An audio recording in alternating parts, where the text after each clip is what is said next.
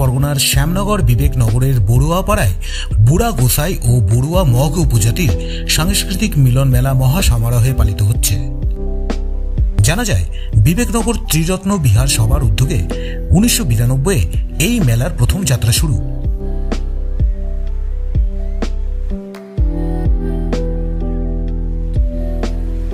চলতি বছরের মাঘী পূর্ণিমার পূর্ণলগ্ন থেকে 11 দিন ব্যাপী বুড়া গোসাইয়ের বিশেষ পূজা পালিত হয়। বিবেকনগর ত্রিরত্ন সভার সাধারণ সম্পাদক মহাশয় আমাদের প্রতিনিধিকে বুড়া গোসাই সম্বন্ধীয় দু চার কথা জানালেন। তৎকালীন প্রায় 500 বছর আগেকার কথা বলছি। এটা এক কৃষক চাষ করতে গিয়ে লাঙ্গলের ফলাতে এসেছে, তা যথারীতি তখন ভয়ে তিনি চলে এসছেন কি না কি।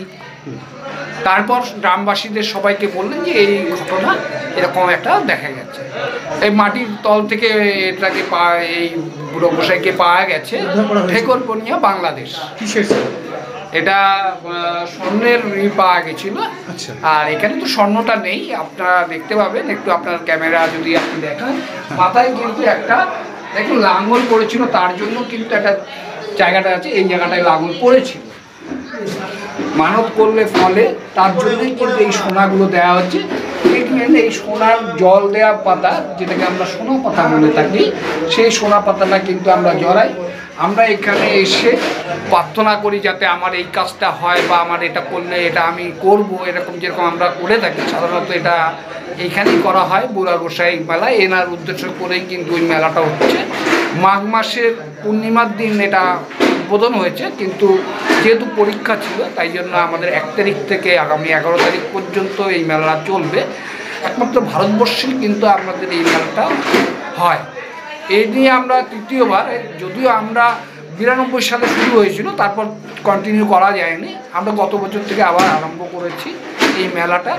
এই মেলাটা বিশেষত্ব মগ মেলা সমেত আপনার মগ সম্প্রদায়ভুক্ত, সেটাকে সঙ্গে নিয়ে আমাদের বুড়ো গোসাই মেলা নিয়ে একসাথে সংমিশ্রণ করেছি, মিলন। এখন এখানে বিভিন্ন সোনার টিপ পরানো আছে, সাথে দেখুন সোনা পাতা দেওয়া আছে।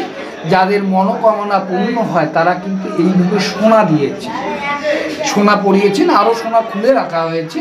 এরা প্রত্যেক বছর অনেকগুলো করেই আমাদের এখানে আসে। দেখুন মধ্যবর্তী একটি কোবরে এখানে লাঙ্গলের ফলাটা লেগে গেছিল, তাই জন্য কিন্তু ভালো করে দেখুন কি রয়েছে। এই সোনা পাতাটাও দেখুন, লাঙ্গলের ফলাটা এইখানে লাগে, এখান থেকে জটলা উঠে যায়। এটা মাটির প্রায় 500 বছর আগেকার কথা বলছি। বাংলাদেশের ঠেকরপনিয়া থেকে হয়েছে, তার এই অংশটা এখানে আছে। ভারতবর্ষে আমাদের এখানেই আছে, আর কোথাও কিন্তু এটা নেই। এই চিবর পরা আছে, এই চিবর অর্থাৎ এটাই দেখুন 108টা সেলাই আছে এটার মধ্যে। এটা চিবর বস্ত্র বলা হয়, গেরুয়া বসনে এটা তাকে পরিয়ে দেওয়া আছে। আর এনাকে স্নান করানো হয় দুধ এবং ডাবের জল দিয়ে স্নান করানো হয়, এবং মন্ত্রপাঠ সকালে কিন্তু করা। দেখতে পাচ্ছেন আমাদের বড় বান্তে, সংঘপ্রধান বান্তে কিছুদিন আগে গত হয়েছেন। ইনি দ্বিতীয় সর্বোচ্চ গুরু ছিলেন, এই মন্দিরে অবস্থান করেছেন দীর্ঘ 40 বছর।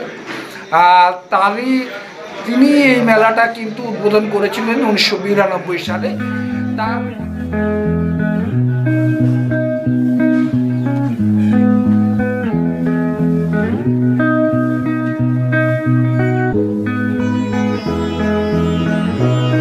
বৌদ্ধ ধর্মাবলম্বী বড়ুয়া তথা মগ উপজাতির সংস্কৃতির ধারক ও বাহক এই মেলা।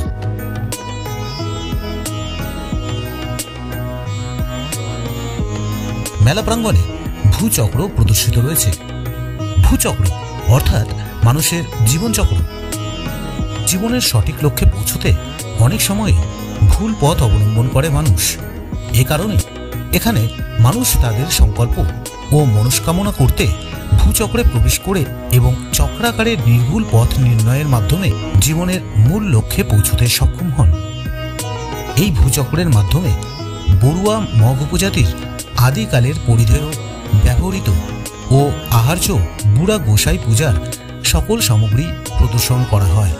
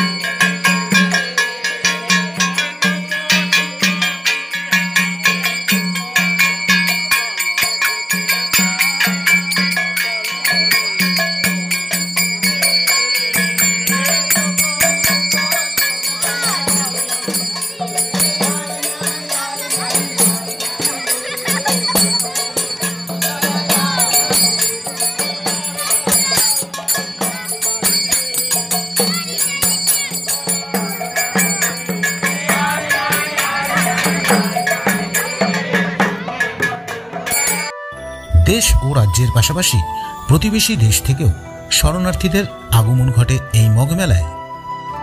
আমরা কথা বলেছিলাম বিবেকনগর ত্রিরত্ন বিহারের সম্পাদক দিবস বড়ুয়ার সাথে। তিনি বললেন, এটা আমাদের বড়ুয়া মগ উপজাতি সংস্কৃতির একটা মিলন মেলা, যেখানে আমাদের কালচারটাকে আমরা ফুটিয়ে তুলেছি। এই যে আমরা এখানে দাঁড়িয়ে রয়েছি, এটাকে বলা ভূচক্র, মানে আমাদের জীবনের যে চক্রটা আছে সেই চক্রটাকেই আমরা এখানে তুলে ধরেছি।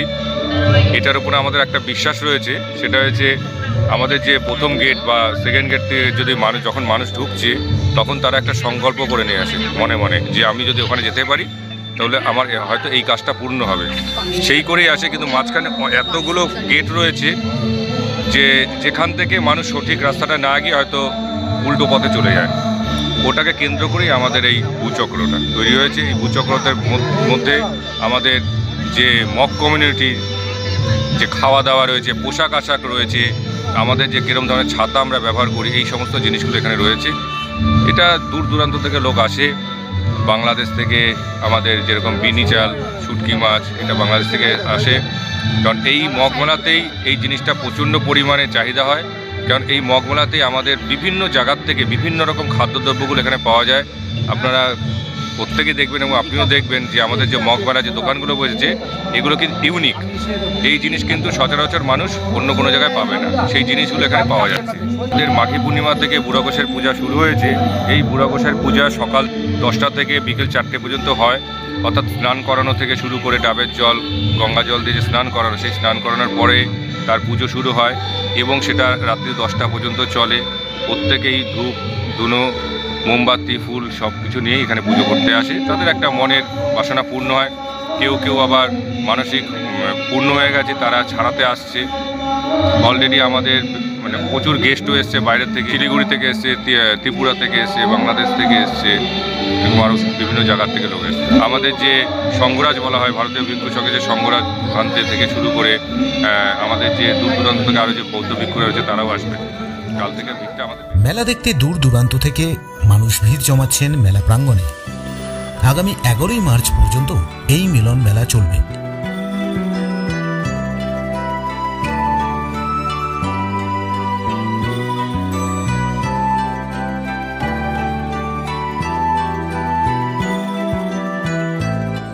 মিলন মেলা উপলক্ষে প্রতিদিনই থাকছে নানান সাংস্কৃতিক অনুষ্ঠান। আসুন দেখে নেওয়া যাক তারই এক ঝলক।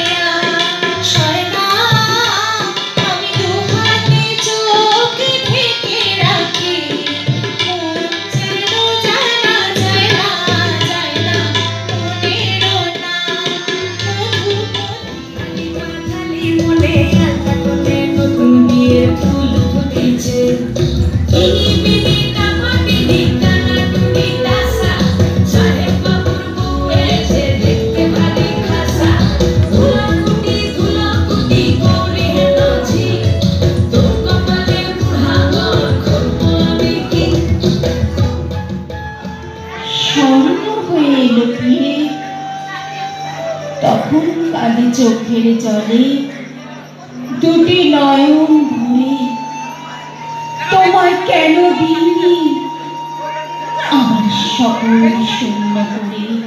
আজি শুভ দিনে বেতার ভবনে অমৃত সদনে চল যাই, অমৃত সদনে চল যাই। লেখক বিম্বিসার নমিয়ার বুদ্ধে মাগিয়া লইলা পাদ নখকণা তার, ধাপিয়া নিভৃত প্রাসাদ গচ্ছামি।